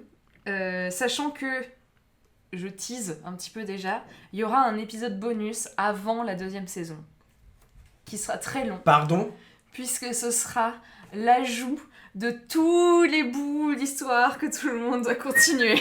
Alors ça, Si vous avez le courage de l'écouter, c'est pour vous, c'est cadeau. Voilà. c'est du gros taf là. Hein. Bah, Déjà là, sans je- nous, je vous le dis, hein, sans nous, il y a 1h20. Oui, c'est ça, exactement. Pour Voilà. l'instant, ça Et dure avec 1h20. nous, il y a 2h40. Est-ce qu'on résume toute l'histoire? Je ne suis pas sûre. C'est le moment de Moi, je mon pense que, happening. C'est le moment de ton happening? Eh Il oui. n'y a pas besoin. C'est le moment des... Eh ben, on a hâte. Previously, dans l'histoire que tout le monde doit continuer. Le mec, il est parti à Paris pour faire ses études et il est revenu en mode burn-out, quoi. Et quand il revient, les gens ils se disent c'est toi, Damien, de la Cage. T'as monté un super concept qui a trop marché à Paris et tout, tu t'es fait des couilles en or. Pourquoi tu reviens à Bordeaux? T'as Damien de la Cage qui va pour choisir sa sauce tomate. Du coup, il tombe sur la folle. Il se rend compte que la nana parle aux canettes de sauce tomate. Sans faire exprès, en fait, il fait tomber une canette de maïs. Du coup, la nana se retourne. Ah non, mais Jérôme! Et elle ramasse la canette de maïs. Puis la nana le voit. Elle fait ah, mais t'es Damien de la Cage! Putain, ça fait super longtemps! Puis du coup, elle l'invite à une soirée. Chez elle, il y a des objets partout, tu vois. Damien, en arrivant, il voit qu'elle parle toute seule, visiblement. Émilie, copine de Rosette, arrive à ce moment-là, tu vois. Bon, voilà, je t'explique. En fait, elle croit que les objets parlent. Donc, fait semblant. Il est pas bien. En plus, il connaît pas ses filles, en fait. Donc, il va partir, en fait. Il rentre chez lui. Il passe une nuit horrible. Comme il est trop intrigué, il va aller observer Rosette, chez elle. Il voit Rosette qui parle littéralement à son cendrier. Il est tellement scotché par ce qu'il voyait que, tu vois, il s'est fait griller comme un débutant. Et Rosette, elle prend ça bien, quoi. Elle fait rentrer, elle lui sert un thé. Rosette, les objets ne parlent pas. Elle lui dit quoi? Tu crois que la chaise sur laquelle t'es assis, elle parle pas? Comment ça lui explique qu'elle a fait des études de biochimie et de ferraille et de mécanique quantique. Il prend un objet, par exemple une peluche, puis il commence à tâter la peluche un peu et il se rend compte qu'en fait la peluche elle est molle mais qu'au milieu il y a de la ferraille. Il fait mais tu te fous de ma gueule en fait, c'est juste que toi t'as fait tes études de mécanique machin là, c'est pas dans ta tête qu'ils sont animés, c'est toi qui les animes. Émilie arrive. Mais qu'est-ce que vous faites? Pourquoi vous touchez ces peluches et tout ça? Émilie, où est-ce que t'habites, toi? J'habite ici. Damien va aux toilettes, il prend la porte à droite, et là, il découvre, mais vraiment, un bureau de mécanique. En fait, c'est Émilie qui la rend folle, en fait. Damien, il va rejoindre les filles, le ton monte entre les filles, et puis ça commence à partir sur les mains, quoi. Rosette comprend pas, elle essaye de s'échapper. Émilie, sur un excès de colère, elle pousse Rosette, quoi. Et Rosette tombe par terre, elle se racle complètement la gueule contre une table, et on voit toute sa moitié du visage arraché. Et c'était un cyborg. Donc il essaie de s'enfuir, mais la porte est fermée à clé, et il se retourne et il voit Émilie qui est face à lui et qui essaie de lui dire bah viens on va discuter en fait. Elle était aussi dans le même collège que Rosette et lui, et qu'en fait elle était amoureuse de lui, il l'a jamais calculé tu vois. Elle lui a envoyé un papier en cours avec marqué est-ce que tu veux sortir avec moi, coche oui ou coche non. Il l'a ramassé, il l'a mis à la poubelle mécaniquement, et du coup elle part en courant dans sa chambre pour pleurer machin. Du coup Damien il essaie d'aller voir Rosette quand il s'approche et il voit qu'elle bouge pas trop, et du coup il s'approche encore un peu et en fait Rosette se jette sur lui. Puis tout d'un coup, plus rien. Damien se réveille. Soudain la lumière s'allume. Damien se voit alors attaché à un lit. Il hurle, mais aucun son ne sort de sa bouche. Émilie dit « Après ce que Rosette a fait, j'ai dû te ramener à mon atelier pour te rafistoler. Rosette s'est enfuie et je n'ai pas réussi à la retrouver, je ne sais pas où elle est. Est-ce que tu m'as transformé ?»« Quoi ? Non, bien sûr que non, dit-elle d'un air outré. Je t'ai sauvé la vie. Il demande à Émilie de le détacher. Et au moment où Émilie lui enlève ses attaches, Damien se jette sur Émilie, la pousse et s'enfuit de cet endroit. Au bout d'un moment, il se retrouve seul, à moitié nu, dans la forêt, dans la nuit sombre. Il marche jusqu'au petit matin. Et au petit matin, il va voir Rosette qui va réapparaître. Lui, il est tellement dans un état de choc. Rosette a dit au bout d'un moment, on va rentrer chez toi et on va essayer de trouver des solutions. Et il rentre chez Damien, du coup. Damien va faire du thé. Rosette lui dit de toute façon que Émilie ne lui aurait pas laissé le choix quoi qu'il arrive. Qu'elle l'aurait à un moment donné humanoisée, parce qu'elle a de la rancune par rapport à cette histoire d'amour là non résolue. Et Damien se dit mais comment ça va se passer, qu'est-ce qui va se manifester chez moi? Et Rosette se lève, en fait c'est plus Rosette, c'est Émilie qui contrôle Rosette depuis chez elle. Du coup Rosette se lève et décoche une espèce de mandale point droit à Damien. Blam! Damien s'écroule au sol. Rosette, qui est contrôlée par Émilie à distance, continue à le tabasser. Et Damien, je sais pas comment, arrive à se dégager de l'emprise de Rosette. Il ouvre la porte de ses chiottes, il pousse Rosette à l'intérieur et il l'enferme. On entend Rosette qui frappe. Et Damien est complètement désarçonné et il s'effondre en larmes contre la porte du coup des toilettes. Il y a Rosette qui est toujours en train d'essayer de défoncer cette porte. Il prend son téléphone portable qu'il avait gardé dans sa poche et en ouvrant la porte des toilettes vite, il la prend en photo avec le flash et ça fait complètement bugger Rosette qui passe d'un stade la vraie elle-même, mi un peu robot, mais elle est quand même dominée par son côté sympa du début et d'elle-même et elle décide d'aider Damien à s'échapper. Bon bah allons-y alors. Pardon, je suis très alors t'inquiète que tu aies fait ça. C'est très touchant parce que c'est agréable de voir t'as pris part à ça comme ça. Et que genre parce que des fois je me dis que je sais pas comment mettre les mots là-dessus. Mais parce que j'arrive, je sais pas parler.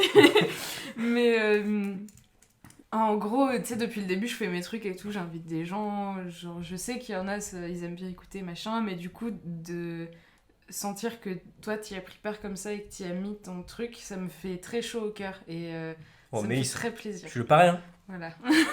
Je prends mon rôle à cœur. Hein. Du coup, j'ai pas du tout besoin de résumer. Non. Et toi, t'as eu un énorme tilt sur le oui-non. Oui. Qu'est-ce que c'est? Sur le oui-non. Quoi? Ouais, au moment où elle a dit, elle lui a envoyé une feuille, oui-non, elle était amoureuse, et lui, il l'a jeté à la poubelle. Oui, tout à fait. Du coup, on y va. Allez, c'est parti, c'est parti, on plonge dedans. On y va. Bon, bref. Moi, je me suis demandé si ce truc oui-non, le fameux mot, est-ce que tu veux sortir avec moi, c'est ça? Oui-non, qui a fait, en fait, qui est tout le déclencheur de l'arc narratif du personnage d'Emily. Oui. Je me demande si c'est pas la résolution de l'histoire qui coche, en fait, le fait de cocher une des deux cases, que ce soit oui ou non, résolve totalement le... Il y a un truc binaire avec les robots en plus qui peut... Peut-être, mais je sais pas. Enfin, je pense que du coup, ce truc-là, il est important pour la fin de l'histoire, quoi. En fait, il va se rendre compte à la fin que, putain, mais en fait, tout ce qu'elle veut depuis le début, la raison, ouais, c'est ça. Qu'en fait, tout ce qu'elle a fait jusqu'à maintenant, c'est peut-être inconscient ou quoi, c'était en fait avoir une réponse sur ce foutu papier. Et du coup, est-ce que la question c'est, est-ce que le papier existe toujours ou pas? C'était il y a 8 ans jeté à la poubelle. Mais est-ce qu'il l'a jeté à la poubelle, justement? Enfin, je sais pas. Franchement, elle dit il l'a jeté machinalement. Il sait même pas. En fait, si tu dis que non. Non, ouais, parce que toute la deuxième partie de l'histoire, ça peut être lui qui essaie de retrouver ce papier, tu vois. Ah.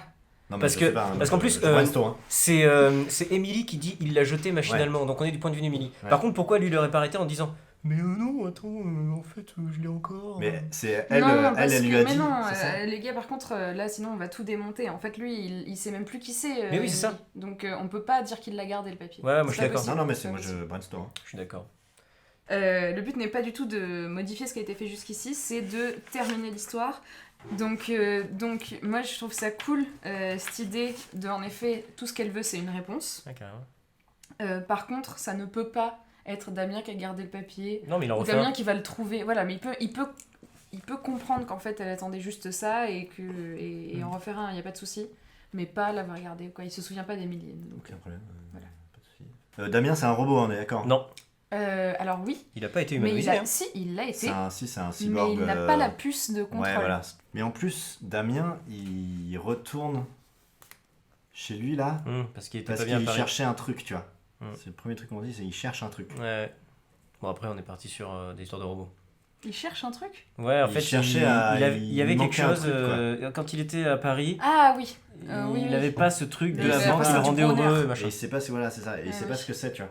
Et justement, toi, le premier truc que tu avais dit, c'était peut-être qu'à la fin, il découvre en fait ce qui lui faisait heureux, quoi. Ce qui lui faisait heureux, non, mais. Quoi, t'as dit, je pense que la recette du bonheur, c'est justement le fait qu'elle entende les objets. Mais pour le coup, on était que sur de la structure et pas sur des personnages trop. Oui, quand même. Donc Émilie transforme. Mais c'est ce qui manque beaucoup à l'histoire. Ouais, c'est pas grave, c'est normal. C'est pas grave, c'est ce qu'il faut faire en deuxième plan, mais on n'est pas là pour ça. On est là pour conclure la structure. On fait gagner Émilie? Donc on part du principe qu'Emily gagne. Ça veut Moi, dire ça que me ce va. qu'elle voulait, elle l'obtient. Ce Ouais. qu'elle voulait, c'était l'amour de Damien. Donc sur le papier en question, il y aurait coché oui. Ça me Mais du coup, va comment et en elle fait même temps ça me... Alors attends. Parce que du coup, ce que j'ai dit dans l'épisode précédent, c'est que je trouve ça moralement, enfin pas moralement dans le sens sociétal, au niveau de la morale du film, un peu con de dire oui, tu peux contrôler les émotions de la personne que tu Non, pas si la raison, enfin... La raison pour laquelle il coche oui, c'est pas forcément la robotisation, ça peut être autre chose. Peut-être qu'elle a un dilemme, genre, elle obtient ce qu'elle veut, c'est-à-dire l'amour de machin, mais c'est un robot donc c'est pas de l'amour, c'est pas une émotion qu'elle a. Du coup, elle éteint la robotisation, ce qui veut dire qu'elle perd Rosette. Mais qu'est-ce qu'elle attendait de Rosette? Pourquoi elle l'a transformée? En fait, elle attendait Ça, rien de on peut- Rosette. Rosette est morte. Mais Rosette, non. c'est un robot maintenant. Bah non, mais... Donc, si elle éteint la robotisation, ça veut dire que Rosette redevient la nana dépressive. Bah forcément. Pour moi, Rosette, Et c'était du genre coup, son en est- premier test, tu vois. Ouais, peut-être qu'en éteignant la C'est ce que robotisation, Céline a dit, ouais. peut-être qu'en éteignant la robotisation, elle se rend compte que les émotions sont plus fortes, sont plus importantes que le fait de paraître ou d'être artificiellement oui, ça heureux. me plaît un peu plus déjà. Et du coup, c'est ça qui l'a fait gagner avec Damien. Parce que du coup, Damien, il finit par mettre un oui. Genre, sur le papier, il y avait écrit, c'était quoi, tu veux sortir avec moi? Ouais, enfin, un truc de collège quoi. Parce que ça pourrait être genre, est-ce que tu veux venir au Cinoche ou au resto avec moi? Et du coup, lui, il accepte de lui laisser une chance parce qu'elle a fini par accepter d'effacer la robotisation et de... Après, c'est compliqué parce que du coup, là, pour l'instant, Emily, on la kiffe pas trop, quoi. Mais c'est pas grave. Bah, dans le sens où Damien non plus, quoi. Oui, mais ça, c'est pas grave. En fait, on kiffe personne. Parce que si elle a une rédemption, déjà Damien, si elle a une rédemption, Damien, il n'y a pas forcément genre, oui, je vais t'épouser, mais j'accepte que tu prennes une deuxième chance parce que tu as laissé une deuxième chance à Rosette, parce que... On est d'accord que les objets qu'elle entendait au début, c'est pas vraiment des objets, c'est d'autres robots que Emily avait construits, c'est ça? Et En qu'elle gros, était oui. capable de communiquer avec eux en Wi-Fi. C'est ça non, en Ouais, fait, il y a un peu des c'est surtout qu'à force de parler avec des objets, elle a fini par s'imaginer que tous les objets pouvaient parler. Oui, voilà. Et c'est une folie de robot, Voilà. quoi. Ça, c'est pour dehors. Par contre, en ce qui concerne chez elle, oui, c'est ça. Très bien. Mais du coup, peut-être que Rosette, elle a une révélation du fait qu'elle peut être consciente. Ok, ouais. Et que ça, c'est l'endroit où ils vont. Ok. Du coup, ça nous fait le prétexte de départ. Mais alors, qu'est-ce qu'ils veulent? Est-ce que c'est débrancher le générateur Mais du coup, mais il ou n'y a pas de contrôle menace, tu vois. Si, bah, il y a carrément une menace dans le sens où Damien ne peut pas être sûr que Emily ne peut pas le contrôler. Nous, on sait en tant qu'omniscient que c'est parce qu'elle n'a pas eu le temps de lui mettre la puce et qu'il s'est réveillé avant. Ouais. Mais lui, il peut se dire j'ai vu que Rosette était sous C'est mis en contrôle. place à aucun moment, ça, cette puce. Le fait qu'il ait pas la puce. C'est genre Si. Rosette qui lui dit tu dois sûrement pas l'avoir. Ouais, c'est ça. Parce que ça se trouve, il l'a, mais elle est pas encore download, et du coup, ça nous fait un timer. Ouais, hein. Du coup, il y a une menace. Ouais, genre elle s'apprête à activer. Elle fait un oui transfert sur sa puce. Ouais, voilà. Non, mais genre, elle va activer un truc qui va activer la puce de Damien pour qu'il tombe amoureux d'elle, quoi. Par exemple, ok, t'as le fait que t'as Damien qui a pris en photo Rosette. Il la met sur Instagram, ça cartonne. Non. Ok. Ça a bousillé des trucs à l'intérieur d'elle. Ouais, waouh, c'est vraiment pas de la bonne technologie. Hein. Non, mais genre, ouais, voilà. Elle utilise que des trucs à photons ondulatoires. Et avec des flashs de photos, ça neutralise complètement le truc. Ah ouais, putain. Et bref, et du coup, ce truc-là, ça fait que Rosette, elle va mourir bientôt, quoi. En fait, il y a deux timers. Il y a le timer de Rosette qui va mourir et le timer de Damien qui va... Dans les deux cas, faut aller chez le veto. Et dans tous les cas, il y a ce truc-là. On a Rosette qui vient de se faire flasher avec un appareil photo. Ouais. D'accord. Le fait de faire cette action, de flasher Rosette, ça a fait griller un composant essentiel à la survie de Rosette. D'accord. D'accord. C'est un composant qui... Ça le rend défectueux. Voilà. S'il est grillé, il est défectueux dans le sens où ça la rend plus humaine, ça enlève son côté robotique, mais d'un autre côté, ça fait qu'elle est mourante. Donc pour arrêter le décès de Rosette, il faut soit désactiver ce composant, soit le retirer. Donc ça, c'est le premier compte à Timer rebours. numéro 1. D'accord, quand on parle de compte à rebours, c'est une menace qu'il faut, vite éliminer. C'est genre une bombe qu'il y a sous la table ou peu importe. Oui. D'accord ? Dans le coffre. C'est la camionnette. Exactement. Donc ça, c'est premier compte à rebours, c'est ça. Ensuite, deuxième compte à rebours, c'est le fait que Rosette redevienne humaine. Oui. Elle a des informations en plus qui étaient bloquées par le fait qu'elle était robot et que justement dans sa programmation, tu dois avoir Emily qui a dû lui mettre... Elle chope en wifi tout le réseau de l'appartement d'Emily. Peu importe. Mais bon, bref, elle a des nouvelles informations qu'elle était incapable de dire ou accéder quand elle était robot. Donc là, maintenant, elle en a accès. Elle a plus le filtre robotique. Et elle lui dit oh là là, mais en fait, je sais ce qui se passe. En fait, Emily, là, elle a lancé un protocole qui va faire que dans 45 minutes, tu vas tomber amoureuse d'elle. Et tu vas enfin pouvoir cocher le oui sur la feuille est-ce que tu veux sortir avec moi. D'accord. Qui était le truc qu'elle voulait depuis le début. D'accord. À la fin, ce qui se passe, t'as Emily qui va les retrouver, pour une raison on ne sait pas, mais qui va les retrouver et qui va se rendre compte qu'en fait, elle a deux possibilités. Elle laisse terminer tous les protocoles. Et Damien tombe amoureux d'elle. Damien tombe amoureux, mais Rosette meurt. Mm-hmm. Soit désactive et Damien ne peut pas tomber amoureux d'elle, mais elle sauve Rosette. D'accord. Et du coup, elle choisit de désactiver, Rosette, ça fait sa rédemption, et du coup, Damien lui dit bon, allez, je te laisse une dernière chance, en plus, je suis copain avec Rosette. Ok. Ça, c'est notre fin. C'est clair ou pas ? C'est très clair. La raison pour laquelle Emily, Damien et Rosette se retrouvent tous ensemble, c'est quoi ? Est-ce que du coup, en voiture, ils vont chez Emily pour débrancher le générateur ? Mais non, mais juste, ils vont clairement menacer Emily et la faire débrancher le truc. Enfin, le but, il est là. Mm-hmm. Il la menace, voilà, tout simplement. Mm-hmm. Je sais pas. Si, non, mais si, bien sûr. Mais pour moi, il la menace pas, même pas. Moi, pour moi, peut-être qu'ils font un petit. Pour ils moi, s'infiltrent chez voilà, elle, tu vois. C'est la battle finale, pour moi, ils ont un plan qu'il faut mettre en place et qu'il faut dérouler. Genre, ils vont dans sa cave, ils savent que le truc il est dans sa cave, et du coup, leur but c'est d'infiltrer la cave d'Emily. Tout se passe bien jusqu'à bim, les lumières s'allument, et t'as Emily qui est là dans son costume robot, avec des pinces. Elle retourne le siège avec un chat robot. Merde. Et battle finale. Bah du coup non, il y a pas de battle finale, mais genre climax. Non, mais rédemption finale, machin, et ça termine sur eux deux qui boivent un verre et ça matche pas du tout. Il dit bon bah écoute, ça marche pas. Moi je vais y aller.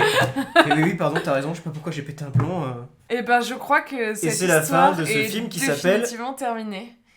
Qui s'appelle Sandwich à la Rosette. Et merci à tous pour cette expérience de scénarisation. Ça nous a donné des fils à retordre sur la fin, mais non, c'est très bien. Mais c'est très cool. Et ben merci beaucoup d'avoir fini cette histoire. Merci plaisir d'avoir été là pour le final de cette première saison. C'était un plaisir. Et d'avoir été là toute l'année aussi, et d'avoir été là dans la vie en général. C'est vrai que moi en tant que parrain, j'étais très présent. C'était une jolie chose de Sauf vous pendant le avoir. mais... il paraît que t'as pas mal d'actu, Antoine. Ah oui, mais la dernière fois j'ai dit non, j'ai rien à dire et tout. J'ai des trucs à dire aujourd'hui. Ouais. Alors déjà, mal. Déjà faut suivre Premier Jet. Ouais, bien sûr, écoutez le Premier Jet. Podcast avec Boris. C'est un podcast qui est disponible sur toutes les applications de podcast, tout comme Donne ta patte en fait. Alors, 3 petits points. Bon. Déjà il y a mon court-métrage Je suis venu jusqu'ici, qui sera diffusé le 8 octobre. Il sera projeté à Rouen, au festival Tourné-Court. En vrai, je suis pas sûr que ce soit possible d'y aller, mais bon, si vous êtes à Rouen, venez, on va boire un verre, moi j'y serai. Mais plus important, et là j'ai reçu le mail aujourd'hui. Alors j'ai appris ce matin que mon court-métrage Je suis venu jusqu'ici, dont on a parlé, l'histoire avec la petite patineuse, a été sélectionné au concours À ton cours. C'est un concours France Télé. France 3 plus précisément. Trop bien. Donc il y a 30 courts-métrages qui ont été sélectionnés dans un panel, le mien en fait partie, et ils vont en garder que 15 qui vont passer devant un jury de professionnels, et les derniers sélectionnés après ces 15-là seront diffusés sur France 3. Et si j'en parle, c'est parce que vous pouvez m'aider, chers auditeurs, puisque sur le site À ton cours, il y a tous les courts-métrages qui sont disponibles, et on peut voter, et les 15 qui ont reçu les votes les plus importants feront partie des 15 finalistes pour passer devant le jury. Donc je vous invite... Donc votez en masse. Je vous invite... le site dans ton cours, tu sais. Ce sera dans les show notes. Description. Par contre, c'est jusqu'à quand ? Voilà, donc on a jusqu'à... Demain. Non, on a jusqu'au 15 octobre. La phase de vote se terminera le 15 octobre. D'accord. Donc je vous invite à aller voter pour mon court-métrage s'il vous plaît, si vous voulez. Et le regarder aussi tant qu'à faire. Et jetez-y un œil pour ceux qui l'ont pas encore vu, parce que j'en ai beaucoup parlé sur les réseaux. Vous pouvez me suivre sur les réseaux, sur Instagram pour avoir des nouvelles de ça et pour aussi avoir des nouvelles de mon documentaire du coup que j'ai réalisé pendant le confinement, qui s'appelle Mon Confinement. Je suis en train de terminer la post-production et j'ai plus ou moins signé avec une plateforme de streaming. J'ai plus ou moins signé avec une plateforme de streaming pour qu'ils soient en ligne, donc je vous tiendrai au courant pour ceux qui ça intéresse aussi. Voilà, mon actu, je suis très content d'avoir un peu d'actu. Merci. Incroyable. Et toi Bobo ? Moi c'est un peu plus calme qu'Antoine, hein, mais non, je suis encore là, je suis en phase d'écriture de plein de trucs. On va tourner un court-métrage bientôt. Voilà. On peut au moins te retrouver sur On Instagram. peut me retrouver YouTube. sur Instagram, sur Instagram si ça vous intéresse. Juste comme ça, c'est bientôt le Inktober, non ? Oui, c'est vrai. C'est vrai que souvent Boris est très actif pendant Inktober. Ouais, je fais souvent des dessins tous les jours du coup. Donc voilà, mon Instagram c'est @BorisDLH, comme mon Twitter et tout le reste. Mais bon, Instagram c'est quand même là où j'officie le plus. Donc voilà, je fais des dessins, je fais plein de trucs. Donc si ça vous intéresse, allez voir mon Insta. Et comme ça, en plus, vous êtes, tout comme Antoine, au courant de toutes les actualités. On est du coup évidemment sur Premier Jet, donc ça c'est l'actualité principale. Donc c'est là où on est le plus souvent. Et voilà, et puis sinon c'est vraiment que beaucoup de work in progress. Donc avec il y a toujours la chaîne de Boris et Gabi quand même. Il y a la chaîne de Boris et Gabi évidemment, que je fais avec Monsieur Gabriel. Si vous avez encore rien vu, il y a une dizaine de vidéos. Ouais, il y a plusieurs choses là-bas, donc allez voir. On a des choses plutôt chouettes quand même. Voilà. Donc voilà. Et puis sinon plein de choses qui vont, j'espère, arriver bientôt, mais pas. On l'espère pas pour aussi. l'instant. Et toi, Mélisse ?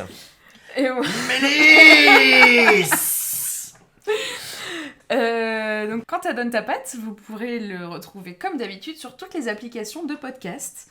Vous allez retrouver un épisode bonus, comme je l'ai dit, qui regroupera toutes les histoires que tout le monde a continué les unes à la suite des autres, qui va durer une bonne heure et demie en tout. Et ensuite, on se retrouvera pour le premier épisode de la saison 2, qui ne sera qu'en octobre ou novembre, avec des nouvelles personnes, des nouveaux métiers, un nouveau parrain aussi. Oh non. Ça me fend le cœur. Mais je suis ravie de laisser ma place à quelqu'un d'autre pour qu'il vive le même plaisir que moi. Tu seras toujours le premier parrain de Donne ta patte. Évidemment. Vous pouvez retrouver le podcast sur Instagram, @donneTapatte_podcast_. Alors ça voulait rien dire, du coup il n'y a pas underscore après podcast, c'est Donne ta patte. J'y ai pensé quand elle l'a dit. Vous pouvez retrouver moi ainsi que Donne ta patte aussi sur ma chaîne YouTube qui est Mélissa Brézé. Mélissa _ Brézé. Non, c'est Mélissa Brézé. Me retrouver moi-même sur Instagram @Mélissa_ Brézé. Sur Twitter @mbrézé. Bon, ça change partout. Tu pourrais pas faire un truc. C'est une chose nulle part parce que je n'ai rien créé en même temps. Et encore, à la base, il y a encore un mois de ça, mon Insta était Méline BZT et c'était encore plus le bordel. C'est vrai. Merci beaucoup d'avoir suivi, si c'est votre cas, sinon je ne vous remercie pas. Sinon elle est bien en faire foutre. Elle est brûlée en enfer. Non, merci beaucoup d'avoir suivi au moins cet épisode, si ce n'est plus. N'oubliez pas de partager le podcast, d'en parler autour de vous, de mettre 5 petites étoiles sur Apple Podcast et des commentaires. Ça rapporte beaucoup. Si vous n'avez pas de compte Apple, partagez en fait. Ouais, partagez, parlez-en. Si jamais ça vous a plu, parlez-en autour de vous, vraiment. Vraiment. J'espère que si vous faites partie des gens qui ont visionné cet épisode, j'espère que ça vous a plu. J'espère que vous n'avez pas trop vu l'arrière de ma tête. Vous êtes les plus courageux. Parce que c'est vrai, moi, des mots, je dis comme ça. Et que les cuts n'étaient pas insupportables. Que les moments de coupe. Tu vas le mettre en entier là comme ça. Oui, allez, 4 heures. 3 heures.